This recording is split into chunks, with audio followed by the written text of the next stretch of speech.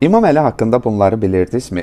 6 yaşı olarkən Həzrət Məhəmməd Salavatullahı himayə edib, tərəfini saxlamağa can atır, harada olsaydı onunla birlikdə olardı. 10 yaşı olarkən Həzrət Məhəmməd Peyğəmbər seçildi və İmam Əli ona iman gətirdi. 16 yaşı olarkən Məkkəlilər onları iqtisadi blokadaya saldılar və çətin şəraitdə qaldı. 19 yaşında atasını itirdi. 23 yaşında hicrət gecəsi fədakarlıq edərək Peyğəmbərin yerində yatdı. 24 yaşında Həzrət Fatimə ilə evləndi. 25 yaşında Bədir döyüşündə iştirak edib qəhrəmanlıq göstərdi. 26 yaşında Ühüd döyüşündə igidlik göstərdi və barəsində Əlidən savayı dəliqanlı, Zülfüqardan başqa qılınc yoxdur, deyildi. 27 yaşında anasını itirdi. 28 yaşında Xəndək döyüşündə iştirak edərək adını dillər əzbər etdi və pəhləvanları öldürən, dəstələri darmadağın edən kimi ləqəblər qazandı. 30 yaşında Xeybər döyüşündə iştirak etdi və Xeybər Fatihi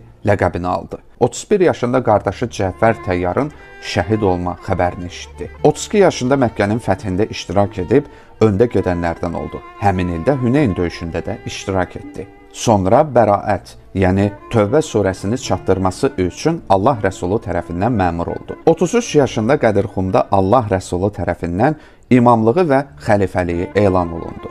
Üstündən 2 ay 16 gün keçdikdən sonra Peyğəmbər vəfat etdi. Peyğəmbərin vəfatından 75 yaxud 95 gün keçdikdən sonra həyat yoldaşı Həzrət Fatiməni itirdi. 24 ilə yaxın səbirli oldu və hər bir möhnətə dözdü. Hicrətin 11-ci ilindən 35-ci ilinə qədər. 3-cü xəlifə qətlə yetirildikdən sonra xalq onun üstünə tökülərək onu xəlifə görmək istədiklərini dedilər. İmam Əli əleyhissalam hicrətin 35-ci ilində məcbur qalıb 58 yaşında ikən hakimiyyəti öz üzərinə götürməli oldu. Onun xilafət və hakimiyyət illəri 4 il 9 ay olmuşdu. 59 yaşında Cəməl döyüşü baş verdi. 60 yaşında Siffin döyüşü baş verdi. 61 yaşında Nəhrəvanda xəvariclə döyüş baş tutdu. 63 yaşında isə xəvaricdən olan Əbdürrəhman ibn Mülcəm Muradinin zəhərli qılıncı ilə sui-qəsdə məruz qaldı. Nəticədə ağır yaralandı və 2 gün sonra şəhid olaraq dünyasını dəyişdi.